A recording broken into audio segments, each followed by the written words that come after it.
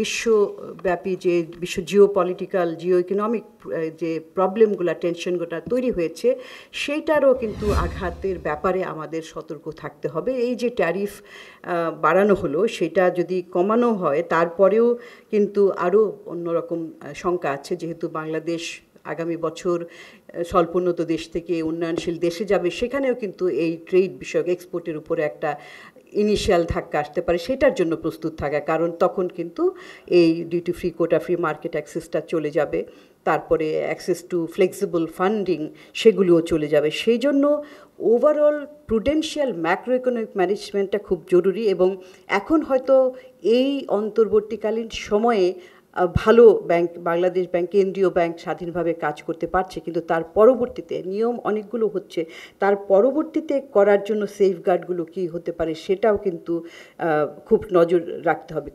এবং যতদিন সময় আছে সামনে, এই বাজারটাকে যদি আমরা একটা স্থিতিশীল, একটা রোবাস্ট করতে পারি, তাহলে কিন্তু বাজার হয়তো অটোমেটিকভাবে কাজ করবে। কারণ আমাদের এই শ্রীলঙ্কার উদাহরণ তো প্রায়ই টানা হচ্ছে যে তারাও আইএমএফের প্রোগ্রামের মধ্যে ছিল এবং ভঙ্গুর অবস্থার মধ্যে তাদেরও একটা তো এক ভালনারেবিলিটি ছিল, কিন্তু তারা ওই ম্যাক্রো ইকোনমিক ম্যানেজমেন্টের মাধ্যমে কিন্তু এটা করতে পেরেছে, তাদের রিজার্ভটা বাড়াতে পেরেছে। এবং রিজার্ভ বাড়ানোর তাদের আরেকটা সুবিধা আছে যে এক্সপোর্ট ইনকাম থ্রু ট্যুরিজম, এটা একটা। তো আমাদের এক্সপোর্ট ইনকামটাকে, এক্সপোর্ট ডাইভার্সিফিকেশনের কথা বলেছেন, সুতরাং এখানে দেখা যাচ্ছে যে শুধু শর্ট টার্ম মেজার না, মিডিয়াম টার্ম মেজারও কিন্তু খুব গুরুত্বপূর্ণ। আর প্রণোদনার কথা অনেকে বলেছেন যে এই যে যারা যাচ্ছে তাদের 2.5% প্রণোদনা, ব্যাংক, তারপর এয়ারপোর্টের লাউঞ্জ, কিন্তু তার বাইরেও আরও কিছু করা দরকার। এখানে আমরা জানি যে একটা প্রবাসী কল্যাণ ব্যাংক আছে, সেখান থেকে যারা যায় বিদেশে তাদের ঋণ দেওয়ার সুদ কোলেটারাল ফ্রি ঋণ দেওয়ার সুবিধা আছে। এটাকে আরও বেশি বাড়ানোর একটা সুযোগ, কারণ বাংলাদেশ এমন একটা যে বাংলাদেশ থেকে কিন্তু মাইগ্রেশন কস্টটা ওয়ান অফ দ্য হাইয়েস্ট, অনেক বেশি সেখানে যায়।